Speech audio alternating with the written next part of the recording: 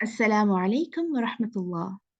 रमज़ानुल मुबारक की आमद पर रसूलुल्लाह सल्लल्लाहु अलैहि वसल्लम अपने सहाबा को जमा करते और एक खुतबा इरशाद फरमाया करते थे ताकि लोग इस मुबारक महीने की आमद से पहले उसके इस्तकबाल की तैयारी कर लें और उसका शायान शान इस्तकबाल कर सकें और ज्यादा से ज्यादा नेकियों के लिए हिम्मत बांध सकें। तो आज हम उस खुतबे को इस तरह सुनते हैं, उसके अल्फाज को इस तरह से सुनते हैं कि जैसे उसके मुखातिब मैं और आप हैं, ताकि जो हिदायत उस वक्त सहाबा किराम को रसूलुल्लाह सल्लल्लाहु अलैहि वसल्लम दिया करते थे, वही हिदायत मैं अपने और आप अपने लिए समझ सकें। आप सल्लल्लाहु अलैहि वसल्लम फरमाते, ए लोगो, तुम पर एक अजमत और बरकत वाला महीना साया फिगन हो रहा है। इस महीने में एक रात ऐसी है जो फजीलत और बरकत के लिहाज से 1000 महीनों से बेहतर है। इस महीने के रोजे अल्लाह ने तुम पर फर्ज किए हैं और इसकी रातों में कयाम को नफल के दर्जे में रखा है। इस महीने में जो शख्स खुदा का कुर्ब हासिल करने के लिए नेकी का कोई भी काम करेगा, जिसकी हैसियत नफल की है, यानी कोई नफली नेकी करेगा, तो उसको उसका अजर सवाब फर्ज के बराबर मिलेगा। और जो फर्ज अदा करेगा, उसको उसका सवाब आम दिनों के फर्ज, जो फर्ज हैं, उनके निस्बत 70% यानी 70 फर्जों के बराबर मिलेगा। लोगों, ये सब्र का महीना है और सब्र का सिला जन्नत है। ये हमदर्दी और गमखारी का महीना है। इस महीने में मोमिन बंदों का रिज्क बढ़ा दिया जाता है। जो इस महीने में किसी रोजादार को रोजा इफ्तार कराएगा, उसके गुनाह माफ हो जाएंगे, उसको आतिश दोजख से निजात मिलेगी और उसको उस अमल और का अजर सवाब रोजेदार के बराबर मिलेगा। यानी जिसका रोजा इफ्तार करवाया, जितना सवाब रोजा रखने का उसको मिलेगा, उतना ही इफ्तार कराने वाले को मिलेगा। और खुद रोजादार के अजर में कोई भी कमी वाक़ई नहीं की जाएगी। आप सल्लल्लाहु अलैहि वसल्लम से पूछा गया, ए अल्लाह के रसूल, हम सबके पास तो इतना सामान इफ्तार नहीं होता यानी लोगों को इफ्तार मुसलसल करवाया जा सके, यानी इतना अजर सुनकर सहाबा किराम ने ये सवाल किया। तो आप सल्लल्लाहु अलैहि वसल्लम ने जवाब दिया, अल्लाह ताला ये अजर सवाब उस आदमी को भी देगा जो दूध की थोड़ी सी लस्सी या पानी के एक घूंट पर किसी रोजेदार को रोजा इफ्तार करा दे। जो शख्स किसी रोजादार को पेट भरकर खाना खिला दे, उसको अल्लाह मेरे हौज यानी हौज कौसर से पानी पिलाएगा और फिर उसे प्यास ना लगेगी यहाँ तक कि वो जन्नत में दाखिल हो जाएगा। यहाँ से हमें एक और बात समझ में आई कि आजकल की जो महंगाई का दौर है, इसमें ये जरूरी नहीं कि इफ्तार पार्टीज जो है उसमें सेवरल डिशेस बनाकर फिर की जाए और फिर तभी यानी इफ्तार करवाया जा सकता है, बल्कि नियत के साथ अगर थोड़ी सी चीजों के साथ भी आप इफ्तार करा सके तो उसमें भी बहुत अजर है। फिर आप सल्लल्लाहु अलैहि वसल्लम ने फरमाया, इस महीने का पहला हिस्सा रहमत है, दरमियानी हिस्सा मगफिरत है और आखिरी हिस्सा दोजख की आग से निजात है।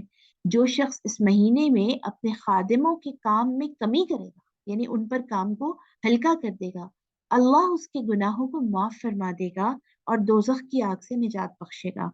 तो इसमें थोड़ा सा मुझे और आपको सोचने की जरूरत है कि यानी अक्सर हम खवातीन ये कर रहे होते हैं कि रमजान मुबारक में ही हम पूरे घर की सफाइयाँ और वो क्लीनिंग स्टार्ट कर देते हैं, तो जो जाहिर है हमारे हेल्पर्स हैं उनके लिए भी मुश्किल हो जाता है रोजे के अंदर ये सारे काम करना। नबी सल्लल्लाहु अलैहि वसल्लम ने अपने खुतबे के आगाज में ये भी खुशखबरी दी कि माह रमजान में एक रात ऐसी है जो अपनी फजीलत और अजमत में हजारों महीनों से ज्यादा बेहतर है। यानी ईमान को जो तकवीयत, दिल को जो जज्बा इखलास और अमल, जिंदगी को जो तहारत और पाकीज़गी उस एक रात में मिलती है, वो 1000 महीनों की इताअत और इबादत से बेहतर है। और वो रात कौन सी है? यानी शब कदर की। और नबी सल्लल्लाहु अलैहि वसल्लम की एक दूसरी हदीस से मालूम होता है कि वो बाबरकत रात माह रमजान के आखिरी अशरे की तारीखों में है, यानी उसकी तारीख फिक्स नहीं बताई गई। यानी 21, 23, 25, 27 और 29 जो रमजान मुबारक है, उनमें इस रात को तलाश करने का हुक्म है। इस रात को मख्फी रखने में यह हिकमत है कि अहले ईमान रमजान मुबारक के आखिरी अशरे में कसरत से अल्लाह की इबादत करें और बाकी महीनों के लिए तकवा का ज़ादेरा जमा करें। इसी तरह आप सल्लल्लाहु अलैहि वसल्लम ने जो ये बात बताई कि इस महीने में कोई ऐसी नेकी करेगा जो नफल के बराबर दर्जा रखती है, तो उसे फर्ज के बराबर सवाब मिलेगा। यानी नबी सल्लल्लाहु अलैहि वसल्लम के इस हदीस का मतलब ये है कि रमज़ान मुबारक में अल्लाह ने अजर सवाब तमाम नेकियों का बढ़ा चढ़ा कर अपने बंदे के लिए रखा है, ताकि बंदा इस महीने में नेक कामों में ज्यादा से ज्यादा दिलचस्पी ले और लोगों के दिलों में अल्लाह और उसके रसूल की इताअत का जज्बा पैदा हो। और इस एक महीने को असल में हम कह सकते हैं कि ये ट्रेनिंग का महीना है। तो इस एक महीने में अल्लाह और उसके रसूल सल्लल्लाहु अलैहि वसल्लम ये चाहते हैं कि हम नेकी और तकवा की इतनी तरबियत हासिल कर लें कि उसके असरात बाकी 11 महीनों तक बाकी रहें। इसी तरह हर साल अहले ईमान की ये 1 मंथ ट्रेनिंग का प्रोग्राम जो है ये उनकी जिंदगियों में आता है, ताकि वो से इस ट्रेनिंग पीरियड से जो 30 डेज का एक पूरा महीना है, इससे अपने ईमान को ताज़ा करें और अपनी जिंदगी को उस तरह बना लें जिस तरह अल्लाह पसंद करता है। अच्छा, इसी तरह उस खुतबा के अल्फाज में जो आपके सामने मैंने रखे, उनमें ये भी था कि ये सब्र का महीना है। यानी सब्र का मतलब क्या है? सब्र का मतलब है अल्लाह की इताअत और बंदगी के लिए अपनी ख्वाहिशात को कंट्रोल करना और उनको अल्लाह की मर्जी के अकॉर्डिंग कर देना। और हर तरह के, चाहे वो आपके फेवर में है या नहीं, हर तरह के हालात में दीन पर कायम रहना और उसको कायम रखने के लिए, यानी दीन को कायम रखने के लिए जानी और माली कुर्बानियां देना और मुसीबतें और तकलीफें बर्दाश्त करना। हम देखिए रोजा रखकर जाहिर है हमारे नफ्स को एक यानी तकलीफ का एहसास होता है जब हम कुछ भी खा पी नहीं सकते। रोजा इसी सब्र तहम्मुल की तरबियत असल में देता है, ठीक है। जैसे आप देखिए सहरी के वक्त नींद का गलबा होता है, लेकिन फिर भी हम मीठी नींद से उठकर सहरी करते हैं। दिन को शदीद भूख और प्यास में भी हम अपने रोजे को टूटने नहीं देते, यानी अपने अपने आप को उस सब्र की कैफियत में रखते हैं। इसी तरह आप देखिए कि तमाम तर बुरी जो आदतें और तमाम तर छोटे छोटे गुनाह जो बाकी दिनों में कर रहे होते हैं, उससे अपने आप को रोक कर कोशिश की जाती है रखा जाए, ताकि हम रोजे का हक अदा कर सके। तो अगर इंसान इस पूरी ट्रेनिंग को अच्छी तरह कर ले जो 30 डेज की है, तो उसके लिए बाकी के जो 11 महीने हैं, 11 मंथ्स अदर देन रमजान, उसमें भी फिर इताअत और बंदगी और अल्लाह की जो पसंदीदा जिंदगी गुजारना है वो इजी हो जाएगा। ठीक है। इसी तरह फिर आप सल्लल्लाहु अलैहि वसल्लम ने फरमाया कि ये गमखारी का महीना है, हमदर्दी का महीना है। ठीक है, तो इंसान रियलाइज कर सकता है रोजा रखने के बाद कि भूख कितनी मुश्किल चीज है।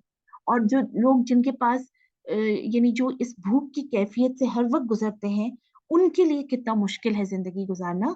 इसीलिए फिर ये भी फरमाया गया कि बंदा मोमिन का इस महीने में रिस्क बढ़ा दिया जाता है, ताकि वो दूसरों की मदद कर सके, ताकि वो लोगों तक अपनी लोगों की वो जो कैफियत है भूख की उसको फील करके लोगों के साथ हमदर्दी और मदद का जज्बा उसके अंदर पैदा हो।